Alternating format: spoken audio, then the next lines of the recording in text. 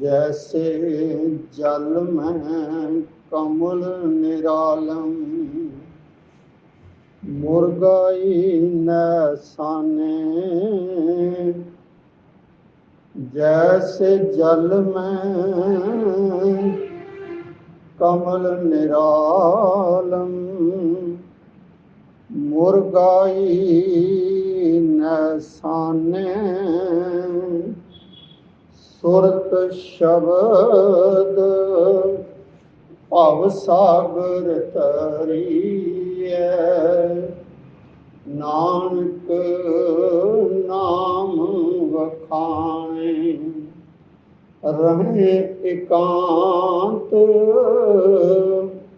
एको मन वसिया, आसा माह निराशो। अगम अगोचर देख दिखाए, नानक ताका दासो। वाहिगुरु कवण मूल कवण मत वेला, तेरा कवण गुरु। जिसका तू चेला। धन धन सतगुरु पहले पातशाह श्री गुरु नानक देव महाराज जी की ये अमृतमयी बाणी सिद्ध गोष्ठ।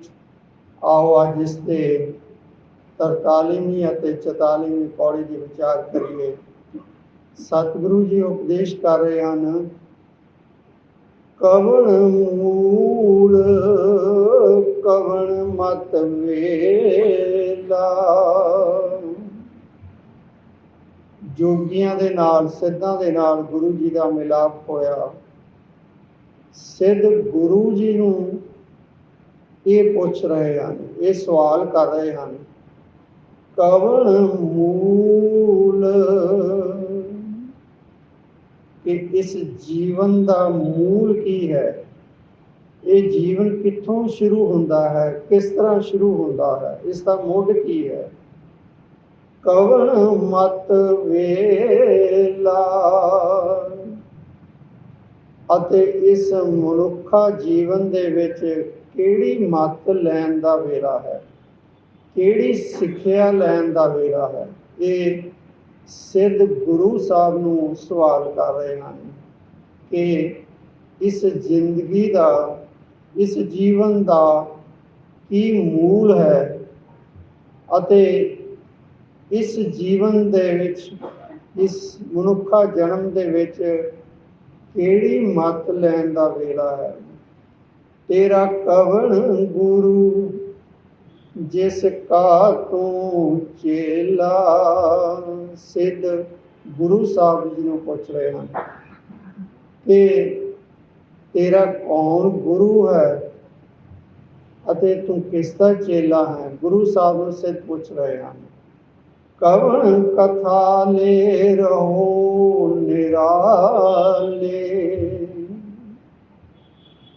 तुसी दुनिया तो उपराम होए होए, दुनिया दे विच रहिंदे होए भी निरलेप हो, माया दे उत्तों निरलेप हो। भावें माया दे विच रह रहे हो, इस गृहस्थी जीवन दे विच रह रहे हो, फिर भी निरलेप हो। इस दुनिया दे विच रहिंदे होए भी माया तो निरलेप हो। एक कवण कथा ले रहो निराले। तुसी किहड़ी इहो जी सिੱਖਿਆ ਲਈ है, किहड़ी गल करके, किहड़ी विचार करके तुसी इस तरह निरलेप रहिंदे हो, इस तरह निराले रहिंदे हो। बोले नानक सुनो तुम बाले। बोले नानक, नानक जी बोल रहे हैं, नानक जी कह रहे हैं, सुनो तुम बाले। सिद्धा ने कहा है, बाले तुसी सुनो। ਗੁਰੂ ਨਾਨਕ ਸਾਹਿਬ ਜੀ ਨੇ ਉਹ ਬਾਲੇ ਕਰਕੇ ਬੁਲਾ ਰਹੇ ਹਨ, ਕਿਉਂਕਿ ਸਿੱਧਾਂ ਦੀ ਉਮਰ ਜੋ ਸਨ ਉਹ ਬਹੁਤ ਵੱਡੀਆਂ ਸਨ। ਉਹਨਾਂ ਦੀਆਂ ਉਮਰਾਂ 2-2 ਸਾਲ 300-300 ਸਾਲ ਦੇ ਕਰੀਬ ਸਨ, ਪਰ ਉਹਨਾਂ ਦੇ ਸਾਹਮਣੇ ਗੁਰੂ ਸਾਹਿਬ ਜੋ ਸਨ ਉਹ ਤਕਰੀਬਨ 35-40 ਸਾਲ ਦੇ ਵਿੱਚ। ਤਾਂ ਗੁਰੂ ਸਾਹਿਬ ਨੂੰ ਇਸ ਕਰਕੇ ਉਹ ਬਾਲੇ ਕਹਿ ਕੇ ਕਹਿ ਰਹੇ ਹਨ, ਬੋਲੇ ਨਾਨਕ ਸੁਣੋ ਤੁਮ ਬਾਲੇ, ਇਸ ਕਥਾ ਕਾ ਦੇ ਵਿਚਾਰ। ਇਸ ਕਥਾ ਦਾ ਸਾਨੂੰ ਵਿਚਾਰ ਦੱਸੋ, ਇਸ ਗੱਲ ਦਾ ਸਾਨੂੰ ਵਿਚਾਰ ਦੱਸੋ। ਭਵ ਜਲ ਸ਼ਬਦ ਲੰਘਾਣ ਹਾਰ, ਕਿ ਸ਼ਬਦ ਦੇ ਰਾਹੀਂ ਇਹ ਭਵਜਲ ਸੰਸਾਰ ਸਾਗਰ ਜੋ ਹੈ, ਇਸ ਨੂੰ ਕਿਸ ਤਰ੍ਹਾਂ ਗੁਰੂ ਲੰਘਾ ਲੈਂਦਾ ਹੈ। ਗੁਰੂ ਸ਼ਬਦ ਦੇ ਰਾਹੀਂ ਜੋੜ ਕੇ ਕਿਸ ਤਰ੍ਹਾਂ ਇਸ ਭਵਜਲ ਤੋਂ ਪਾਰ ਲੰਘਾਉਂਦਾ ਹੈ। ਹੁਣ ਸਤਿਗੁਰੂ ਜੀ ਅਗਲੀ ਪੌੜੀ ਦੇ ਵਿੱਚ ਇਹਨਾਂ ਹੀ ਗੱਲਾਂ ਦਾ ਜਵਾਬ ਦਿੰਦੇ ਹਨ, ਕਿਉਂਕਿ ਇਸ ਵਿੱਚ ਸਤਿਗੁਰੂ ਜੀ ਨੇ ਜੋ ਪ੍ਰਸ਼ਨ ਪੁੱਛੇ ਹਨ ਕਿ ਕਵਣ ਮੂਲ ਕਵਣ ਮਤ ਵੇਲਾ, ਤੇਰਾ ਕਵਣ ਗੁਰੂ ਜਿਸ ਕਾ ਤੂੰ ਚੇਲਾ, ਕਵਣ ਕਥਾ ਲੈ ਰਹੋ ਨਿਰਾਲੇ, ਕਵਣ ਮੂਲ ਕਵਣ ਮਤ ਵੇਲਾ, ਤੇਰਾ ਕਵਣ ਗੁਰੂ ਜਿਸ ਕਾ ਤੂੰ ਚੇਲਾ। ਪਹਿਲਾ ਸਵਾਲ ਸੀ ਕਿ ਤੁਹਾਡਾ ਮੂਲ, ਇਸ ਜ਼ਿੰਦਗੀ ਦਾ ਮੂਲ ਕੀ ਹੈ, ਮੁੱਢ ਕੀ ਹੈ। ਉਸ ਦਾ ਜਵਾਬ ਹੁਣ ਸਤਿਗੁਰੂ ਜੀ ਕਹਿ ਰਹੇ ਹਨ, ਪਵਨ ਆਰੰਭ ਸਤਿਗੁਰ ਮਤ ਵੇਲਾ। ਪ੍ਰਸ਼ਨ ਸੀ ਕਵਣ ਮੂਲ, ਇਸ ਜੀਵਨ ਦਾ ਮੂਲ ਕੀ ਹੈ, ਮੁੱਢ ਕੀ ਹੈ, ਇਹ ਜੀਵਨ ਕਿਸ ਤਰ੍ਹਾਂ ਸ਼ੁਰੂ ਹੁੰਦਾ ਹੈ। ਤਾਂ ਸਤਿਗੁਰੂ ਜੀ ਨੇ ਜਵਾਬ ਦਿੱਤਾ, ਪਵਨ ਆਰੰਭ, ਕਿ ਜਦੋਂ ਸਵਾਸਾਂ ਦਾ ਪਵਨ ਰੂਪੀ ਸਵਾਸ ਚੱਲਦੇ ਹਨ, ਉਦੋਂ ਇਸ ਜ਼ਿੰਦਗੀ ਦੀ ਸ਼ੁਰੂਆਤ ਹੁੰਦੀ ਹੈ, ਉਦੋਂ ਇਹ ਜ਼ਿੰਦਗੀ ਸ਼ੁਰੂ ਹੁੰਦੀ ਹੈ। ਜਦੋਂ ਬੱਚਾ ਜੰਮਦਾ ਹੈ, ਬੱਚਾ ਮਾਂ ਦੇ ਪੇਟ ਦੇ ਵਿੱਚ ਸਵਾਸ ਨਹੀਂ ਲੈਂਦਾ, ਉਸ ਤੇ ਜੋ ਲੰਗਸ ਹਨ ਉਹ ਕੰਮ ਉਸ ਵੇਲੇ ਨਹੀਂ ਕਰਦੇ। ਜਦੋਂ ਬੱਚਾ ਜਨਮ ਲੈਂਦਾ ਹੈ, ਉਸ ਵੇਲੇ ਉਸ ਦੇ ਲੰਗਸ ਜੋ ਹਨ, ਫੇਫੜੇ ਜੋ ਹਨ, ਉਹ ਕੰਮ ਕਰਨਾ ਸ਼ੁਰੂ ਕਰ ਦਿੰਦੇ ਹਨ। ਇਸੇ ਕਰਕੇ ਜਦੋਂ ਬੱਚਾ ਜਨਮ ਲੈਂਦਾ ਹੈ, ਕਈ ਵਾਰ ਬੱਚਾ ਰੋਂਦਾ ਨਹੀਂ ਹੈ ਤਾਂ ਉਸਨੂੰ ਜ਼ਬਰਦਸਤੀ ਉਲਟਾ ਕਰਕੇ ਬੈਕ ਤੇ ਮਾਰ ਕੇ ਉਸ ਨੂੰ ਰਵਾਇਆ ਜਾਂਦਾ ਹੈ, ਤਾਂ ਜੋ ਲੰਗਸ ਜੋ ਫੇਫੜੇ ਹਨ ਉਹ ਸਵਾਸ ਲੈਣਾ ਸ਼ੁਰੂ ਕਰ ਦੇਣ, ਸਾਹ ਲੈਣਾ ਸ਼ੁਰੂ ਕਰ ਦੇਣ, ਕਿਉਂਕਿ ਸਾਹ ਹੀ ਜ਼ਿੰਦਗੀ ਦਾ ਸ਼ੁਰੂਆਤ ਹੈ। ਇਸੇ ਕਰਕੇ ਸਤਿਗੁਰੂ ਜੀ ਜਵਾਬ ਦਿੰਦੇ ਹੋਏ ਕਹਿ ਰਹੇ ਹਨ, ਪਵਨ ਆਰੰਭ, ਇਸ ਜ਼ਿੰਦਗੀ ਦਾ ਆਰੰਭਤਾ ਸਵਾਸਾਂ ਤੋਂ ਹੁੰਦੀ ਹੈ। ਸਵਾਸ ਚੱਲ ਪਏ ਤਾਂ ਜ਼ਿੰਦਗੀ ਸ਼ੁਰੂ ਹੋ ਗਈ, ਜੇ ਸਵਾਸ ਨਾ ਚੱਲਣ ਤਾਂ ਫਿਰ ਜ਼ਿੰਦਗੀ ਵੀ ਸ਼ੁਰੂ ਨਹੀਂ ਹੁੰਦੀ। ਕਿਉਂਕਿ ਸਤਿਗੁਰੂ ਜੀ ਦਾ ਉਪਦੇਸ਼ ਹੈ ਕਿ ਹਮ ਆਦਮੀ ਹਾਂ ਇੱਕਦਮੀ, ਅਸੀਂ ਇੱਕ ਸਵਾਸ ਕਰਕੇ ਹੀ ਅਸੀਂ ਜੀ ਰਹੇ ਹਾਂ। ਇਹ ਦਮ ਆਇਆ ਤਾਂ ਅਸੀਂ ਜੀਂਦੇ ਹਾਂ, ਨਹੀਂ ਆਇਆ ਤਾਂ ਖਤਮ। ਮਤਲਬ ਕਿ ਇਹ ਪ੍ਰਾਣ ਜੋ ਹਨ, ਇਹ ਸਵਾਸਾਂ ਕਰਕੇ ਹੀ ਅਸੀਂ, ਸਾਡੀ ਜ਼ਿੰਦਗੀ ਹੈ। ਹਮ ਆਦਮੀ ਹਾਂ ਇੱਕਦਮੀ, ਮੋਹਲਤ ਮੋਹਤ ਨਾ ਜਾਣਾ। ਮੋਹਲਤ, ਇਸ ਜ਼ਿੰਦਗੀ ਦੀ ਕਿਤਨੀ ਮੋਹਲਤ ਹੈ, ਕਿਤਨੀ ਮਿਆਦ ਹੈ। ਮੋਹਤ, ਕਿਹੜਾ ਸਮਾਂ ਇਸਨੇ ਜ਼ਿੰਦਗੀ ਨੇ ਖਤਮ ਹੋ ਜਾਣਾ ਹੈ। ਹਮ ਆਦਮੀ ਹਾਂ ਇੱਕਦਮੀ, ਮੋਹਲਤ मोहत न जाना, प्रण में नानक तिसै सरेवो, जाके जी प्राणा।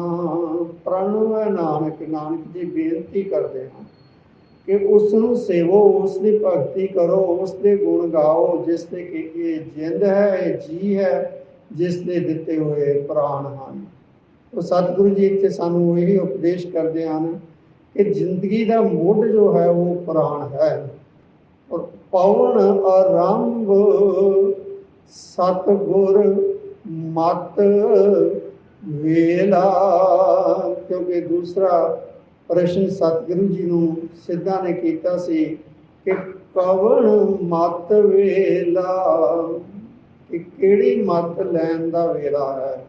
तो सतगुरु जी इत्थे जवाब दे रहे हैं, सतगुरु मत वेला, ये जो जिंदगी है, मनुखा जीवन जो है, इस दे विच सतगुरु दी ही मत लैन दा वेला है।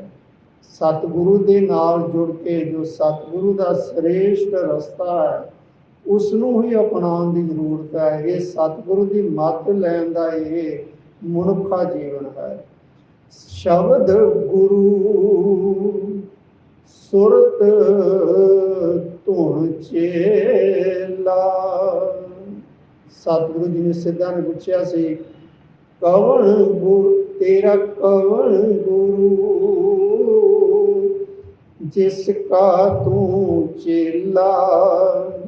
तो सतगुरु जी उसका उन्होंने जवाब दे रहे हैं, जो कि साढ़े लिए भी यही सिद्धांत है। क्योंकि जो कुछ गुरु जी ने इतने लिखा है, ये सिद्ध गोष्ठ है, सिद्धां दे नाल गोष्ठ जो हुई, अल्लाह उन्होंने ही उपदेश नहीं दे रहे, सानू भी उपदेश दे रहे हैं कि साडा गुरु कौन है, असी किस दे चेले हाँ। तो सतगुरु जी जवाब दे रहे हैं, शब्द गुरु सुरत धुन चेला। शब्द गुरु है, ਅਤੇ शब्द ਦੇ ਵਿੱਚ अपना टिकाव करना, अपने सुरत का टिकाव करना। शब्द गुरु सुरत धुन, सुरत का टिकाव, सुरत नूं जोड़ना। जे शब्द दे विच सुरत जुड़ी है तां ही असीं सिख हाँ, तां ही साडा गुरु अते सिख का संबंध जुड़दा है। जे सुरत नहीं जुड़ी ਤਾਂ ਭਾਵੇਂ ਕੋਲ ਕੋਈ ਸ਼ਬਦ ਪੜ੍ਹ ਰਿਹਾ ਹੋਵੇ, ਸਾਡੀ ਸੁਰਤ ਹੋਰ ਪਾਸੇ ਘੁੰਮਦੀ ਹੋਵੇ, ਤਾਂ ਫਿਰ ਅਸੀਂ ਭਾਵੇਂ ਸ਼ਬਦ ਸਾਡੇ ਕੋਲ ਗਾਇਆ ਜਾ ਰਿਹਾ ਹੋਵੇ, ਸਾਡਾ ਗੁਰੂ ਅਤੇ ਚੇਲੇ ਦਾ, ਗੁਰੂ ਅਤੇ ਸਿੱਖ ਦਾ ਸੰਬੰਧ ਨਹੀਂ ਬਣਦਾ। ਇਹ ਸਿਧਾਂਤ ਹੈ ਗੁਰਮਤਿ ਦਾ, ਜੇ ਇਹ ਅਪਣਾ ਲਈਏ ਸਾਡਾ ਪਾਰ ਉਤਾਰਾ ਹੋ ਜਾਵੇ। ਸ਼ਬਦ ਗੁਰੂ सुरत धुन चेला। शब्द गुरु ਅਤੇ अपनी सुरत का टिकाव उस शब्द दे विच करना, शब्द दे नाल अपनी सुरत नूं जोड़ना, ये गुरु ਅਤੇ चेले का, गुरु ਅਤੇ सिख का संबंध पैदा होता है। इस करके इत्थे हुण सतगुरु जी साफ कर रहे हैं, ना तो शरीर गुरु है, ना सिख वो शरीर है। गुरु भी शरीर नहीं है, सिख भी शरीर नहीं है। शब्द गुरु है अते सुरत सिख है। जे साडी सुरत शब्द नाल जुड़ी है तां ही असीं सिख हाँ, नहीं तो जे सुरत साडी शब्द दे नाल जुड़ी नहीं है तो फिर गुरु अते सिख का संबंध नहीं पैदा होता, गुरु अते चेले वाला संबंध नहीं पैदा होता। तो सतगुरु जी एक बहुत वड्डा सिद्धांत गुरमत का इत्थे दर्शा रहे हैं। शब्द गुरु सुरत धुन चेला, अकथ कथा ले रहूं निराला। गुरु जी नूं सिद्धा ने सवाल पूछया सी ਕਵਣ ਕਥਾ ਲੈ ਰਹੋ ਨਿਰਾਲੇ। ਤੁਸੀਂ ਕਿਹੜੀ ਵਿਚਾਰ ਦੇ ਨਾਲ, ਕਿਸ ਦੇ ਨਾਲ ਜੁੜ ਕੇ ਇਸ ਸੰਸਾਰ ਦੇ ਵਿੱਚ ਨਿਰਾਲੇ ਰਹਿੰਦੇ ਹੋ, ਨਿਰਲੇਪ ਰਹਿੰਦੇ ਹੋ? ਉਸ ਦਾ ਜਵਾਬ ਸਤਿਗੁਰੂ ਜੀ ਇੱਥੇ ਦੇ ਰਹੇ ਹਨ। ਅਕਥ ਕਥਾ ਲੈ ਰਹੋ ਨਿਰਾਲਾ। ਅਕਥ ਦੀ ਕਥਾ ਕਰਕੇ, ਅਕਥ ਦੇ ਗੁਣ ਗਾ ਗਾ ਕੇ, ਅਕਥ ਜੋ ਕਥਿਆ ਨਹੀਂ ਜਾ ਸਕਦਾ, ਜਿਸ ਦੇ ਸਾਰੇ ਗੁਣ ਬਿਆਨ ਨਹੀਂ ਕੀਤੇ ਜਾ ਸਕਦੇ, ਅਰਥਾਤ ਵਾਹਿਗੁਰੂ, ਉਸ ਵਾਹਿਗੁਰੂ ਦੇ ਗੁਣ ਗਾ ਕੇ ਕਥ ਕਥਾ ਲੈ ਰਹੋ ਨਿਰਾਲਾ। ਮੈਂ ਇਸ ਸੰਸਾਰ ਦੇ ਵਿੱਚ ਉਸ ਅਕਥ ਦੀ ਕਥਾ ਕਰਕੇ, ਉਸ ਅਕਥ ਦੇ ਗੁਣ ਗਾ ਕੇ ਨਿਰਾਲਾ ਰਹਿੰਦਾ ਹਾਂ। ਇਹ ਮੇਰੇ ਨਿਰਾਲੇ ਪਾਉਂਦਾ ਹੈ। ਇਸ ਸੰਸਾਰ ਦੇ ਵਿੱਚ ਰਹਿੰਦੇ ਹੋਏ ਵੀ ਨਿਰਲੇਪ ਕਿਸ ਤਰ੍ਹਾਂ ਰਹਿਣਾ ਹੈ, ਇਹ ਸਿਧਾਂਤ ਹੈ। ਅਕਥ ਕਥਾ ਲੈ ਰਹੋ ਨਿਰਾਲਾ, ਨਾਨਕ ਜੁਗ ਜੁਗ ਗੁਰ ਗੋਪਾਲਾ। ਉਹ ਗੁਰ ਗੋਪਾਲ, ਉਹ ਵੱਡਾ ਵਾਹਿਗੁਰੂ, ਉਹ ਹਰ ਇੱਕ ਯੁੱਗ ਦੇ ਵਿੱਚ ਹੈ। ਹਰ ਇੱਕ ਦੇ ਯੁੱਗ, ਇਹ ਨਹੀਂ ਕਿ ਕਿਸੇ ਯੁੱਗ ਵਿੱਚ ਨਹੀਂ ਸੀ, ਹਰ ਇੱਕ ਯੁੱਗ ਦੇ ਵਿੱਚ, ਸਤਯੁਗ, ਤ੍ਰੇਤਾ, ਦੁਆਪਰ, ਕਲਯੁਗ, ਹਰ ਯੁੱਗ ਦੇ ਵਿੱਚ ਉਹ ਹੈ। ਗੁਰ ਗੋਪਾਲਾ, ਉਹ ਵੱਡਾ ਜੋ ਵਾਹਿਗੁਰੂ ਸਾਰਿਆਂ ਤੋਂ ਵੱਡਾ ਹੈ। ਏਕ ਸ਼ਬਦ ਜਿਤ ਕਥਾ ਵਿਚਾਰੀ, ਗੁਰਮੁਖ ਹਉ ਮੈਂ ਅਗਨ ਨਿਵਾਰੀ। ਹੁਣ ਅਗਲਾ ਸਤਿਗੁਰੂ ਜੀ ਦਾ ਪ੍ਰਸ਼ਨ, ਸਤਿਗੁਰੂ ਨੂੰ ਸਿੱਧਾ ਨੇ ਪ੍ਰਸ਼ਨ ਪੁੱਛਿਆ ਸੀ ਕਿ ਇਸ ਕਥਾ ਕਾ ਦੇ ਵਿਚਾਰ, ਭਵ ਜਲ ਸ਼ਬਦ ਲੰਘਾਵਣ ਹਾਰ। ਹੁਣ ਸਤਿਗੁਰੂ ਜੀ ਇਸ ਦਾ ਜਵਾਬ ਦੇ ਰਹੇ ਹਨ। ਏਕ ਸ਼ਬਦ ਜਿਤ ਕਥਾ ਵਿਚਾਰੀ,